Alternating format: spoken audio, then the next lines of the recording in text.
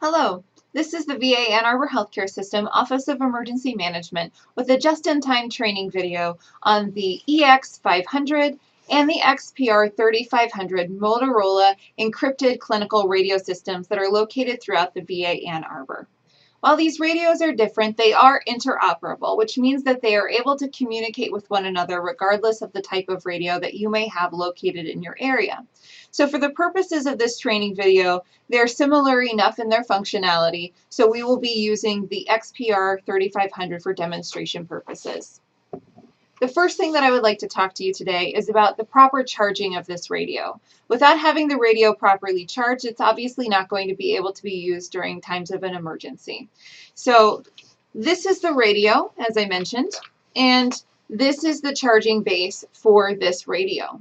It will look a little bit different if you have the EX500. This is what the charging base will look like for that, but they function very similarly. So we'll talk about the concept of how to properly seat the radio. So as you can see on the base of this radio, there are little indentations. You can see them towards the back of the radio right here. There's one on each side. That's really important for you to pay attention to because that's the alignment that you'll need to focus on when you're seating it in the charging base. So you use those indentations, and then there are two little knobs on each side of the charging base that you will properly seat your radio in. You'll hear a click. If you don't see a light that comes on, then that means that your radio is not properly charging or receiving power and electricity. So there's a couple of things that you can do to troubleshoot. The first is, again, to make sure that the radio is properly seated, meaning it shouldn't fall out if you wiggle the radio like this, and that the indentations are aligned with the proper seating within the base. The other piece is you'll want to just double check to make sure that the back of the AC adapter is properly charged into the base. So if it's unplugged, obviously the light's going to come off. If this part's plugged in but you still don't have a light on the top, make sure that the other end of the AC adapter is properly charged, plugged into your wall outlet. Otherwise, if you're having any other issues, feel free to contact emergency management and we can try and help troubleshoot. Okay, the next thing that I would like to talk to you about is just actually how to use the radio. So the first thing that you should know is how to power on the radio. So there is on the XPR 3500, there's a white line. On the EX500, there's a white dot. Again, the same placement of the knob on the power knob and volume knob on the radio itself. Power and volume are operated through the same button. So what you'll do is you'll want to turn the knob clockwise, and you'll see that the radio light is turned on, and the power is now on and functioning. This particular radio will give you a little bit of a noise to give you some feedback that the radio has powered on. If you'd like to adjust the volume, again, just keep turning the knob clockwise, and that will allow you to have louder, or counterclockwise will reduce the volume for the radio. Now, in terms of the channels and how to actually use this radio, so the radio offers many channels, but it's only programmed for two channels, channel 1 and channel 2. All of the other channels will emit a beep because those channels are not properly programmed. So if you hear a long, sustained beep, then that's advising you that that channel is not going to work for you. So for example, right now I'm on channel 1 and I switched to channel 2. Both of those are quiet, which means that they are programmed. Channel 3, you can hear that there's a beep, and so forth. Okay, so I'm going to go back to channel 1. That's the very first channel on here. That's the one that we're going to want to stay on.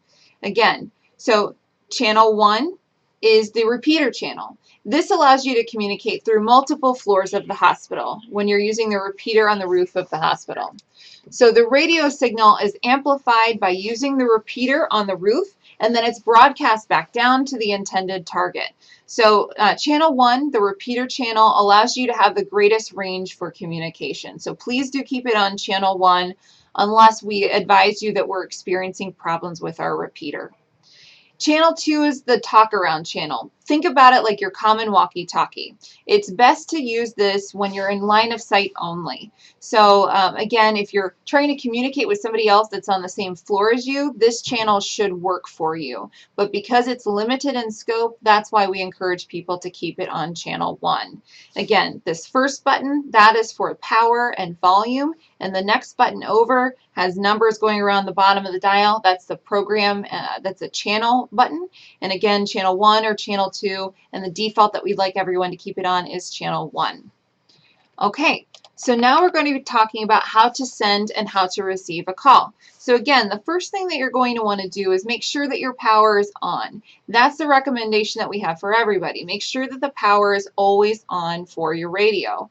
So even if you're not using it, you want it on the charging base, make sure that the power is on and that your volume is up so that you can hear a distress phone call or any other kind of radio signal coming towards you from any of your colleagues and peers. Okay, so channel 1, power on, channel 1, and what you're going to want to do is you're going to want to hold the radio in a vertical position. Okay, approximately 1 to 2 inches away from your mouth, and you're going to press the push to talk button. The push to talk button is on the left side of the radio. It's this long button right here. What you're going to want to do is you're going to want to push the push to talk button, wait for approximately 1 second before you speak. If you push the button and immediately start speaking, some of the words that you will try to transmit will be cut off, and so your message will not be completely comprehensible to the receiving end. So again, push the push to talk button, wait for a second before speaking.